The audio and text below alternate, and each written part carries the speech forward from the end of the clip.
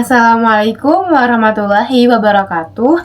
Halo teman-teman, perkenalkan saya Asri Isna Safitri dengan NIM 241080201101. Nah, di sini saya akan menjelaskan terkait peristiwa Isra Mi'raj yang dilakukan oleh Nabi Muhammad SAW. Langsung saja, peristiwa Isra dan Mi'raj merupakan mukjizat besar Nabi Muhammad SAW yang terjadi sekitar setahun sebelum hijrah ke Madinah pada malam tanggal 27 Rajab menurut kebanyakan ulama. Allah memperjalankan beliau dari Masjidil Haram di Mekah menuju Masjidil Aqsa di Palestina, kemudian menaikkannya menembus 7 lapisan langit hingga ke Sidratul Muntaha untuk memperlihatkan tanda-tanda kebesarannya. Peristiwa ini bukan hanya perjalanan fisik, melainkan juga spiritual yang menjadi penghiburan bagi Rasulullah setelah masa dukanya atas wafatnya Sayyidah Khadijah dan juga Abu Thalib serta penolakan keras masyarakat Taif. Allah memberikan perjalanan suci ini sebagai bentuk kemuliaan dan penguatan jiwa Rasulnya. Nah, sebelum perjalanan dimulai, dada Nabi Muhammad dibelah oleh malaikat Jibril dan dibersihkan dengan air Zam-Zam. Lalu dimasukkannya ke dalamnya yaitu iman, hikmah, dan cahaya dari bejana emas yang dibawa malaikat Mikail. Hal ini sebagai persiapan agar beliau itu mampu menempuh perjalanan melampaui batas manusia biasa. Setelah itu, kemudian didatangkan buraq, yaitu kendaraan putih bersayap lebih kecil dari bagal dan juga lebih besar dari keledai yang langkahnya sejauh mata memandang. Buraq sempat gelisah hingga malaikat Jibril menegurnya agar tenang karena belum pernah ditunggangi makhluk semulia Nabi Muhammad SAW. Nabi lalu menaikinya didampingi oleh malaikat Jibril di sisi kanan dan juga malaikat Mikail di sisi kiri. Dalam perjalanan malam itu, Nabi singgah di beberapa tempat penting. Yang pertama ada di Thaibah atau Madinah, yaitu tempat kelak beliau akan berhijrah. Kemudian ada di Turi Sina, tempat Allah berbicara dengan Nabi Musa, dan juga yang ketiga ada di Bethlehem, yaitu tempat kelahiran Nabi Isa.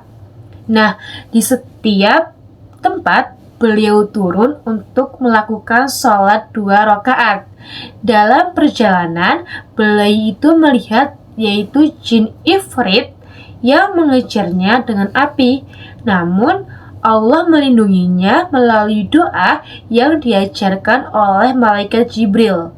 Nabi juga diperlihatkan berbagai peristiwa yang mengandung pelajaran besar tentang amal manusia, surga, dan juga neraka.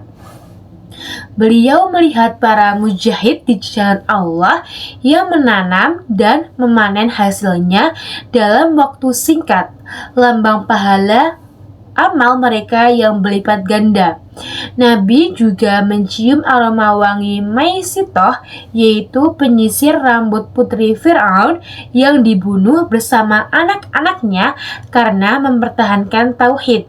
Ia bahkan disemangati oleh bayinya sendiri yang berkata bahwa azab dunia lebih ringan daripada azab di akhirat.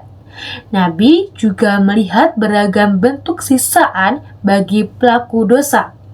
Orang yang malas sholat, kepalanya dirembukan batu berulang kali. Kemudian, pemakan riba berenang di sungai darah dan dilempari batu ke mulutnya. Perampok diumpamakan dengan kayu berduri di jalan. Orang yang haus jabatan terus memikul beban berat yang tak sanggup ia tanggung. Kemudian ada pezina memilih daging busuk daripada daging yang baik. Kemudian para penceramah munafik menggunting bibir mereka dengan api karena hanya pandai berkata tanpa beramal. Kemudian ada para penggibah yang mencakar wajah dan juga dada mereka dengan kuku tembaga, sedangkan orang yang enggan berzakat digambarkan menggembala hewan di padang tandus neraka. Nabi juga melihat seseorang yang menyesal atas ucapan buruknya yang telah keluar, namun tidak mampu menariknya kembali seperti sapi besar yang tak dapat kembali ke lubang kecil. Nah, dalam perjalanan itu, Nabi juga diperlihatkan oleh lembah surga yang indah dengan wangi kasturi dan suara lembut yang memanggil para penghuni beriman. Dan juga lembah neraka yang sangat hitam pekat, penuh dengan kobaran api dan jeritan, menunggu orang-orang kafir dan durhaka. Beliau melihat pondasi putih diangkat malaikat, simbol bahwa pondasi Islam akan ditegakkan di wilayah Syam. Ketika mendengar seruan dari arah kanan dan juga kiri, malaikat Jibril menjelaskan bahwa itu adalah panggilan dari Yahudi dan juga Nasrani, serta wanita berhias yang memanggil dari depan adalah dunia. Semuanya Nabi abaikan sebagai tanda keteguhan beliau di atas jalan yang lurus. Begitu juga melihat Dajjal yang bermata satu dengan tubuh yang besar, dan juga melihat iblis yang mencoba membelokkan arah beliau. Seorang wanita tua yang dijumpainya digambarkan malaikat Jibril sebagai simbol umur dunia yang telah tua dan juga hampir berakhir. Nabi bahkan menyeru kaum Ya'juj dan Ma'juj agar beriman, namun mereka menolak dan kelak menjadi penghuni neraka. Kemudian sesampainya di Baitul Maqdis, Nabi mengikat buruknya di tempat para nabi mengikat tunggangannya. Di sana beliau melihat dua cahaya, mihrab Nabi Daud di kanan dan juga makam Maryam di kiri. Nabi kemudian masuk ke masjid di mana para nabi dan malaikat telah berkumpul. Nah, malaikat Jibril mengumandangkan azan dan juga iqamah, lalu Nabi Muhammad SAW diangkat sebagai imam seluruh nabi. Seusai sholat, para nabi saling memuji Allah atas nikmat yang diberikan kepada mereka. Nabi Ibrahim memuji karena dijadikan Khalilullah, kemudian Nabi Musa karena diajak berbicara langsung oleh Allah dan juga diselamatkan dari Fir'aun. Kemudian Nabi Daud karena diberi kerajaan dan Zabur, Nabi Sulaiman karena kekuasaan atas angin, jin dan juga burung. Kemudian Nabi Isa karena diberi mukjizat dapat menyembuhkan dan menghidupkan orang yang mati. Kemudian Nabi Muhammad SAW menutup dengan pujian sebagai rahmat bagi seluruh alam dan pembawa Al-Furqan. Nabi Ibrahim kemudian menyatakan bahwa dengan kemuliaan itu Nabi Muhammadlah yang paling utama di antara mereka. Nah, dari Masjidil Aqsa, Nabi lalu dibikrajkan menembus 7 lapisan langit. Di langit pertama, beliau bertemu dengan Nabi Adam yang menyambut dengan salam. Kemudian di langit kedua, bertemu dengan Nabi Isa dan juga Nabi Yahya. Di langit ketiga, bertemu dengan Nabi Yusuf yang wajahnya sangat indah. Kemudian di langit keempat, bertemu dengan Nabi Nabi Idris yang ditinggikan derajatnya. Di langit kelima bertemu Nabi Harun yang dicintai oleh kaumnya. Kemudian di langit keenam bertemu dengan Nabi Musa yang menangis karena umat Muhammad lebih banyak masuk surga daripada umatnya. Serta di langit yang ketujuh Nabi Ibrahim yang duduk di dekat Baitul Ma'mur, rumah ibadah malaikat di langit. Nah, setelah itu Nabi mencapai ke Sidratul Muntaha, pohon besar yang menjadi batas pengetahuan semua makhluk. Di sanalah beliau diperlihatkan surga dan juga neraka, serta bertemu langsung dengan Allah tanpa perantara. Allah mewajibkan sholat 50 kali dalam sehari.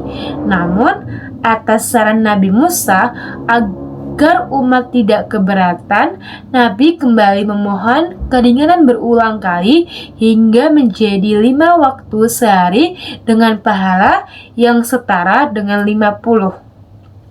Setelah menerima perintah ini, Nabi kembali ke bumi dan singgah ke Baitul Maqdis sebelum pulang ke Mekah. Keesokan paginya, beliau menceritakan pengalaman yang luar biasa ini kepada kaum Quraisy.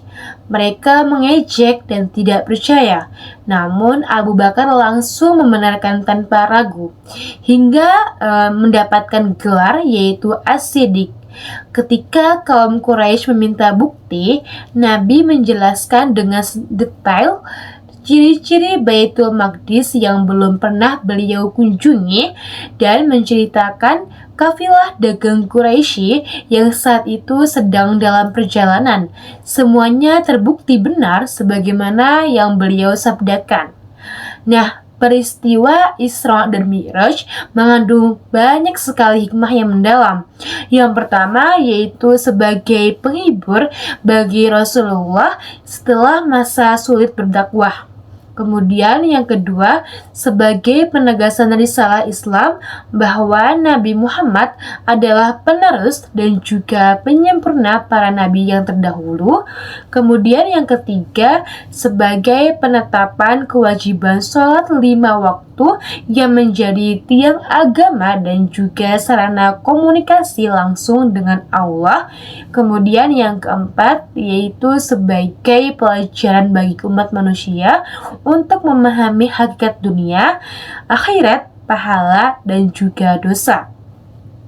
Isra Mi'raj juga menunjukkan kemuliaan Nabi sebagai manusia pilihan yang diizinkan menembus batas langit tertinggi, serta menegaskan kebesaran dan kekuasaan Allah atas segala sesuatu. Sekian yang dapat saya sampaikan, semoga dapat bermanfaat. Saya akhiri, kurang lebihnya mohon maaf. Wassalamualaikum warahmatullahi wabarakatuh.